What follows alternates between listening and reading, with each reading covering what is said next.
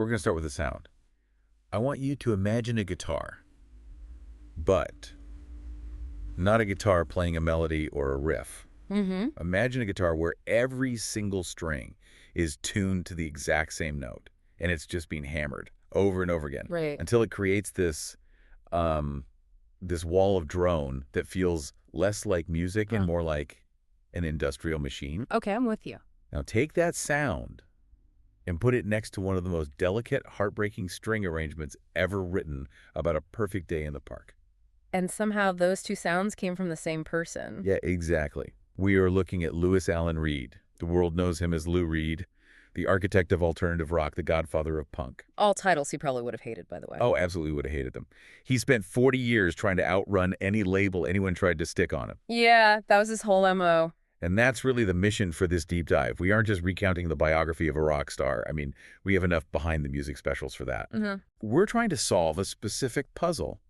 How does a creative writing student from Long Island, who wanted to be a serious novelist, end up becoming the god of rock and roll for the underground? And maybe more importantly, why did he spend his entire career seemingly trying to sabotage his own success? Yes, that's the core of it. It's the central tension of his life. You look at the source material, the biographies, the critical reception, his own notes, and you see a man constantly oscillating between wanting to be a pop star and wanting to be an avant-garde alien. Well, we have a lot to get through. Yeah. We've got electroshock therapy controversies, a species of underground spider named after him. It was just fantastic. A fist fight with David Bowie, and a guitar tuning technique that really accidentally changed history.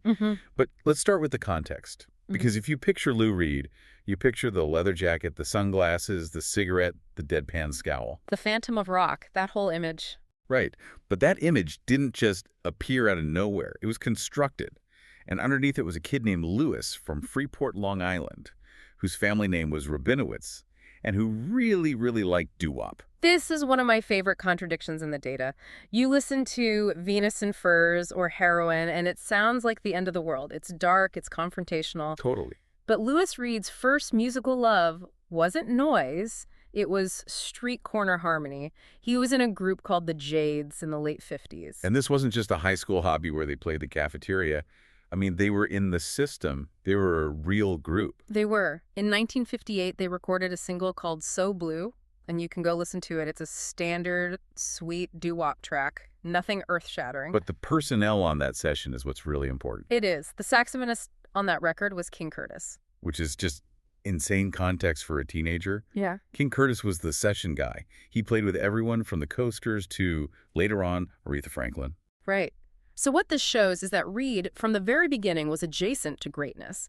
He wasn't some total outsider looking in. He was inside the machinery of the music business before he was even 20. He saw how the sausage was made. Exactly. He saw the gap between the feeling of the music and the commercial product you had to create.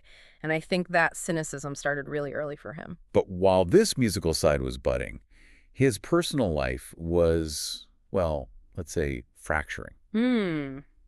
We need to talk about the trauma at NYU.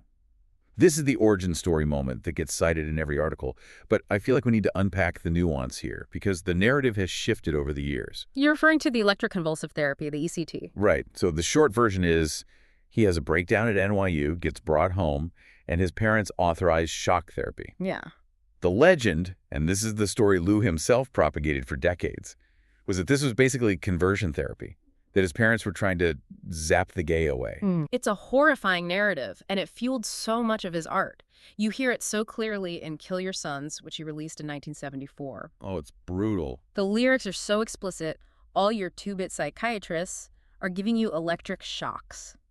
He frames it as this war between a nonconformist child and parents who would rather destroy his brain than let him be different. But the source material, especially since his death, suggests it wasn't quite that black and white. It rarely is. His sister, Meryl, has been very vocal about this. She's tried to, set the record straight from her perspective. And what's her take on it? She paints a picture not of homophobic parents, but of terrified parents. You have to put yourself in the sociological context of the early 1960s. Their son is anxious, he's socially unresponsive, he's acting out in ways they just don't understand. And the doctors are the authority figures. The doctors are God, and they tell them, this is the treatment. This is what you do for these behavioral issues. If you don't do this, you are neglecting your child. So it's less about malice and maybe more about a tragic generational gap and, frankly, medical ignorance at the time. I think that's a fair assessment. But here's the key insight for us. It doesn't really matter what the parents intended. Right. It matters how Lou processed it. To him, it was a fundamental betrayal. He said it wiped out chunks of his memory. It established this core belief that authority figures, parents, doctors, and later record labels are out to destroy you. That trauma is the engine of the Velvet Underground. Completely. It's why his music feels so paranoid and defensive and, on edge. So he carried that scar with him to Syracuse University, and this is where the big pivot happens. He stops being just a victim of the suburbs and starts consciously becoming an artist, and he meets Delmore Schwartz. The doomed poet. Schwartz is the absolute missing link between high literature and what Reed ended up doing with rock and roll. What was the specific philosophy Schwartz passed on to him? Because, Reed wasn't writing sonnets. His lyrics are very direct. No, and that's the point. Schwartz's whole thing was that you didn't need flowery Victorian language to reach what he called astonishing heights. Okay. You could use the language of the street. Concrete nouns, a door, a glass, a dirty sidewalk. If you arrange simple words correctly, they can be more devastating than a Shakespearean soliloquy. That is the Lou Reed template right there. Yeah. I'm waiting for the man, $26 in my hand. It's journalism. Precisely. Reed famously said he wanted to bring the sensitivities of the novel to rock music. He didn't want to write, I Want to Hold Your Hand. Yeah. He wanted to write Crime Punishment or Last Exit to Brooklyn, but set it to a 3-chord beat. He realized that rock and roll was actually the perfect vehicle for this because rock is primal. It's immediate. It allowed him to sneak high art in through the back door. He was also sneaking in a lot of attitudes. Yeah. The stories from his Syracuse days are just wild. He got kicked out of ROTC, not for skipping drills, but for holding a gun to a superior's head. An unloaded gun, supposedly. But yes, it's like performance art as aggression. He was testing boundaries everywhere. He hosted a late-night radio show called Excursions on a Wobbly Rail, where he'd play, free jazz and then immediately follow it with doo-wop just to mess with people. Of course he did. And he was routinely kicked out of parties for being insufferable. He was curating the persona of the difficult genius long before he had the genius work to back it up. So he graduates cum laude, amazingly enough, and heads to New York City. Now, if you're writing the movie script, this is where he joins the Warhol factory immediately. But reality is so much funnier. It really is. He gets a job at Pickwick Records writing knockoff pop songs. It's the Brill Building model, but for the bargain bin records you'd find at a Woolworth's. Right. If surf music is hot, write a surf song. If hot rod culture is in, write a song about cars. Yeah. And he was just churning them out, songs about dancing, about anything. But this leads to the ostrich moment. We teased this in the intro. Can you explain ostrich tuning to someone who doesn't play guitar? What is actually happening there technically? Okay, so normally a guitar is tuned to different notes, E, A, D, G, B, E, so you can play chords, which are harmonies. Right. Reed took a cheap guitar and tuned every single one of the 6 strings to the exact same note, usually a D. So when you strum it, you don't get a chord, you get a drone. It just vibrates on one single frequency. It sounds like a sitar or a jet engine revving up. It totally removes the melody? It removes traditional Western harmony, yeah. It becomes purely rhythmic and textural. And he wrote this parody dance song called The Ostrich using this tuning.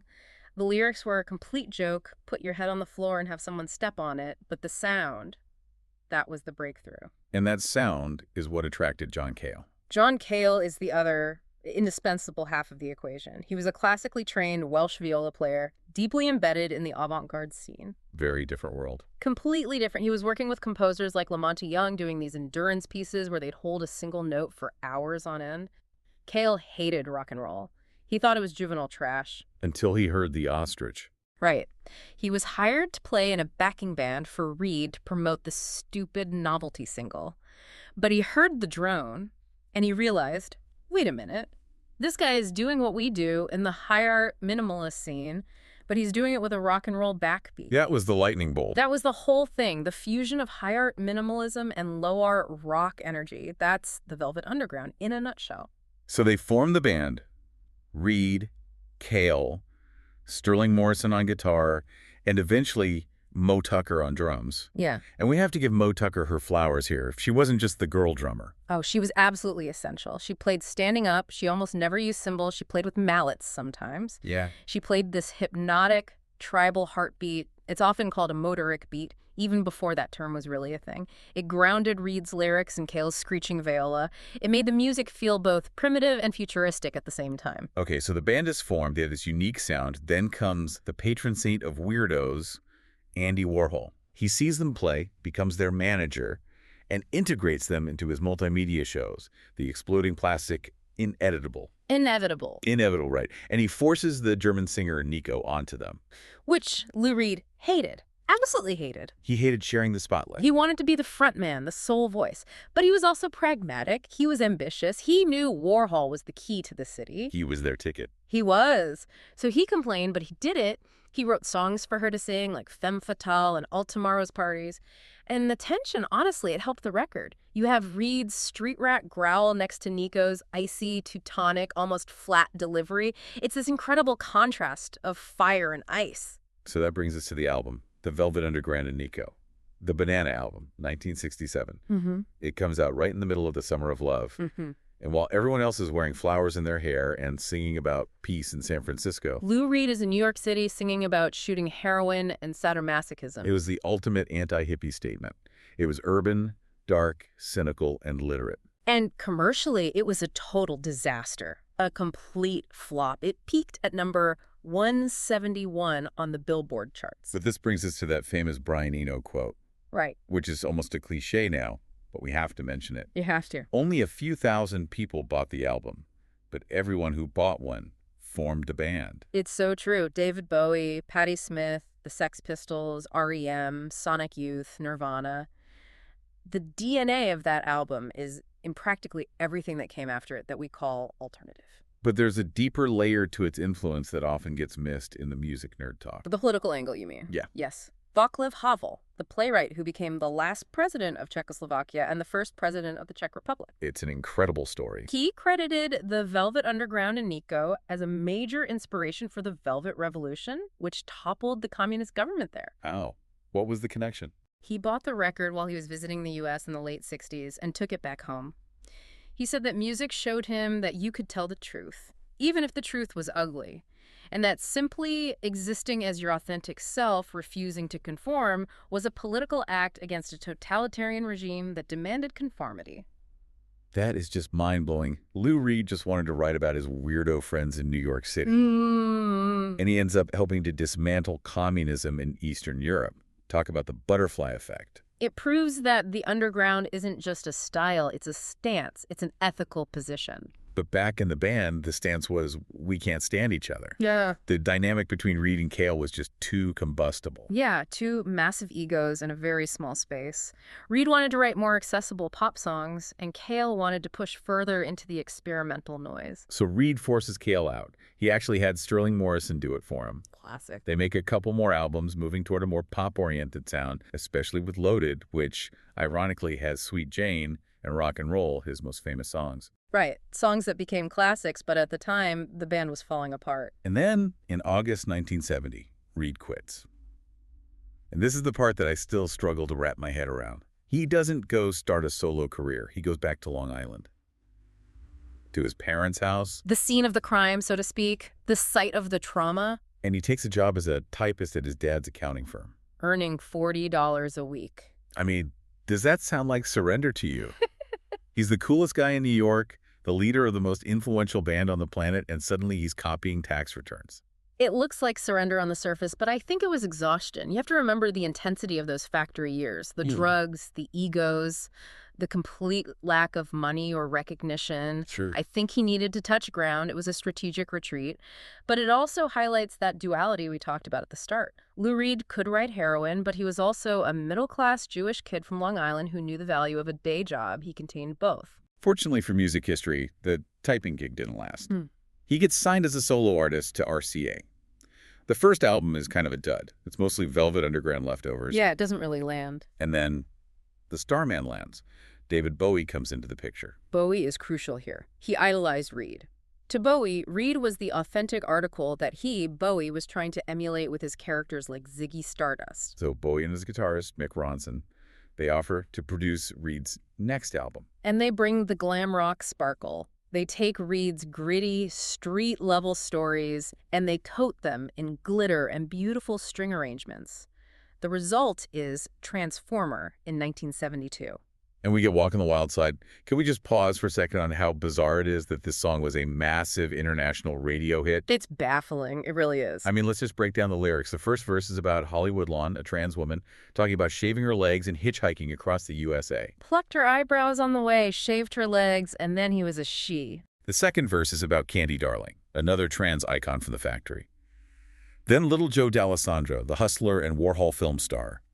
Then the Sugar Plum Fairy. Who is Joe Campbell, an actor who had a bit part in one of Warhol's films. Right. And the verse about him explicitly mentions looking for soul food and a place to eat, which was, underground slang for seeking oral sex. And then there's the famous, "And the colored girls go" line. And somehow, radio censors in 1972 let this play on daytime AM radio. How did that happen? I think it flew right over their heads. The production was so slick, that iconic sliding bass line by Herbie Flowers, the saxophone solo, it sounded like a sophisticated jazz pop tune. And Reed was using the specific argot, the slang of the New York underground.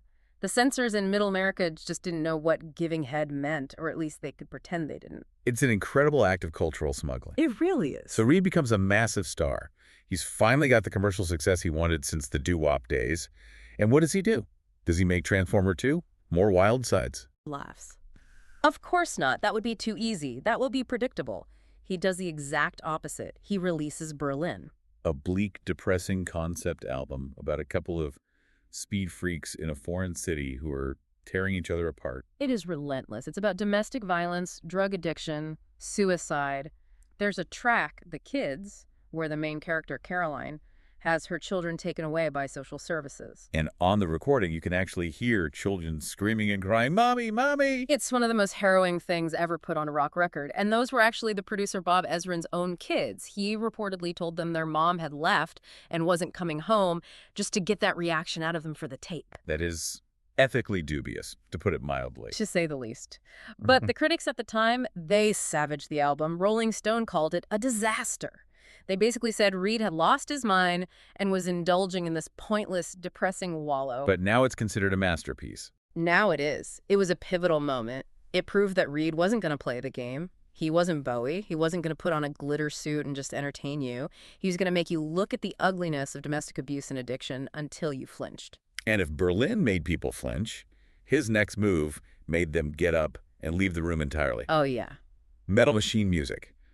1975. The ultimate line in the sand. We mentioned the noise earlier, Right. but let's be really specific. This is a double album, 4 sides of vinyl, no songs, new drums, no vocals, just modulated guitar feedback. It's electronic screeching and humming for over an hour. Why? I mean, just Yeah. why?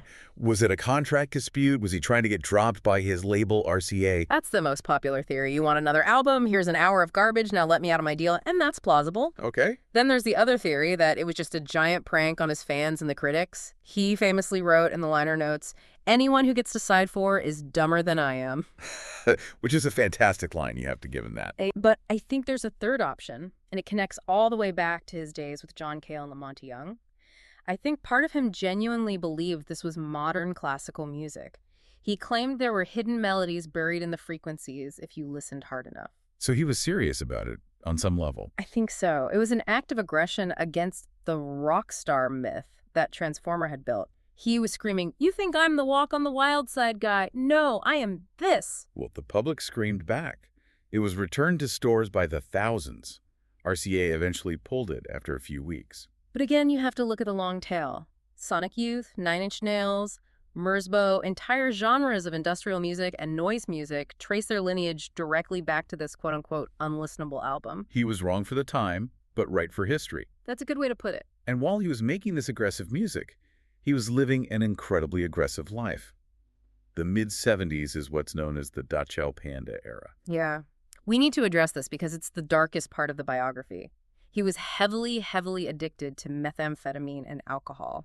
And his appearance was shocking. He cut his hair short, bleached it to blonde, and then painted these huge black circles under his eyes. He looked like a ghoul. He looked ill. And acted like one, from all accounts. Yes. The anecdotes from this period are rough. He was reportedly physically and emotionally abusive to his partners. He was verbally vicious to journalists. He would use racial slurs just for shock value. The story about him calling Bob Dylan a pretentious kike. It's just wild. Considering Reed himself was Jewish, it feels like he was testing people. How awful can I be and still have you worship me? Or maybe, how awful can I be until you finally leave me alone? That, too. It was self-destruction as a public spectacle. He was playing the role of the rock and roll animal until it very nearly killed him. But he survived it. And the 1980s bring this massive shift in his life and his work. He gets sober. He does. He marries his first wife, Sylvia Morales, and the music changes. It stops being about me and my drug dealer and starts being about the world around him. This is the journalist phase resurfacing, right? The creative writing student from Syracuse finally grows up. I think so. He releases The Blue Mask in 1982, which is just this terrifyingly honest album about marriage, jealousy, and sobriety. But the real peak of this era is New York in 1989. Oh, New York is such a masterpiece. Yeah. It's a concept album about the city in decay. It's dealing with AIDS, homelessness, racism, political corruption. And the writing is just so sharp. You listen to a song like Dirty Blavey D or Busload of Faith. He's not celebrating the underground anymore. He's reporting on the tragedy of it. He's angry, but it's a focused, sober anger. He's not a wasted rock star anymore. He's a concerned citizen with a guitar. And this newfound maturity seems to lead him to the final and most significant relationship of his life with Laurie Anderson. This is the happy ending the story really didn't promise us, you know? It really is. Laurie Anderson is a giant of the avant-garde in her own right. She wasn't a groupie or a muse in the traditional sense. She was his peer, his equal. And she seemed to tame the beast. Or maybe the beast just got tired of fighting. I think she understood him. She wrote after he died that he was a prince and a fighter. And with her, he found a new spiritual practice. He got deeply, deeply into Tai Chi. That image is so incongruous to me. The guy who wrote White Light, White Heat, practicing these slow, meditative movements with the Tibetan master. He took it incredibly seriously. He studied for years with a man named Master Ren Guanji. He would even bring his instructor on stage during his rock concerts to do Tai Chi forms while the band was playing intense, distorted music behind him. Laughs. That is so perfectly Lou Reed. I'm going to find inner peace, but I'm going to make it a confrontational performance art piece for you all to watch. It just shows that he never stopped seeking. He replaced the heroin with Tai Chi, but the intensity of the pursuit, the dedication was the same. He wasn't a dabbler in anything. Even in his later years, he kept finding ways to be weird and surprising. We have to talk about the video game, because when I saw this in the notes, I thought it had to be a hallucination. Tenon Tellers, Smoke and Mirrors. An unreleased Sega CD game from 1995. Yep. And in it, Lou Reed appears as an unbeatable boss character. How does that even work? If you select the impossible difficulty setting for one of the minigames, Lou Reed just walks onto the screen and kills you instantly with laser beams that shoot out of his eyes. No way. Yes. And he delivers this short monologue. He says, "This is the impossible level, boys. Impossible doesn't mean very difficult. Very difficult is winning the Nobel Prize. Impossible is eating the sun." Impossible is eating the sun. It's a throwaway line in a joke game that never even came out, but it's strangely profound. It sums up his entire career. He was always trying to eat the sun. He was always trying to do things that shouldn't work. Like mixing doo-wop and feedback. Or poetry and punk rock. Or Metallica and spoken word. Ugh, yes. We have to mention Lulu. 2011, just 2 years before he died. The final middle finger to the critics and to audience expectations. I think it's fair to say everyone hated it. It was universally panned. It's a double album based on these German expressionist plays by Frank Wedekind, with Metallica playing these heavy thrash riffs and Lou just sort of rambling poetry over the top of it. It's dissonant and it's difficult. And what was Reed's reaction to that clash? It was classic Lou. He joked that he had no fans left after Metal Machine music anyway, so he had nothing to lose. He stood by it completely. He told people he believed it was the best thing he ever did. That confidence is what I admire, even if I can't physically listen to the record for more than 5 minutes. It's the absolute refusal to compromise right to the very end. So he passes away in 2013 from liver disease. Laurie Anderson wrote this beautiful, moving piece about his death. saying he was doing Tai Chi forms with his hands as he passed, looking at the trees in their backyard. A peaceful end for a famously chaotic life. And the legacy is secure. I mean, the accolades came pouring in after he was gone. He's got an asteroid named after him, 270553 Laurie, Which is cool. and as we mentioned at the top, a spider. The Lauredia, a species of velvet spider that lives underground. Scientists are fans too, apparently. It's perfect. It's so perfect. So let's try and pull all this together. We've gone from the shock therapy to the velvet underground, from the Da Chow Panda drug addiction to the Tai Chi master, from the $40 a week typist to the rock god.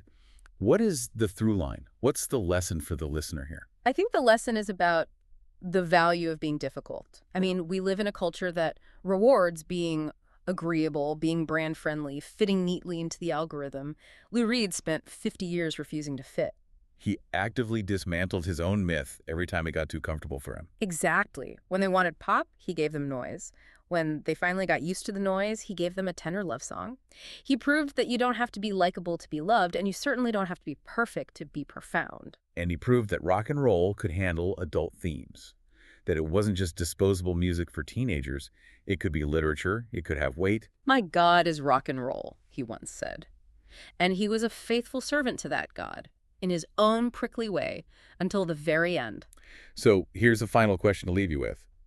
If Lou Reed had played it safe, if he had written Walk on the Wild Side Part 2 after Transformer and just coasted on that success, would we be sitting here talking about him today? I really doubt it. He'd be a footnote in the glam rock story. It was the friction that made him matter. He tried to eat the sun, and sometimes he got badly burned, but he made sure that we all felt the heat. Couldn't have said it better myself. Thanks for diving deep with us. Go listen to the Velvet Underground and Nico, maybe skip Metal Machine Music, unless you're feeling particularly brave. We'll see you on the next one.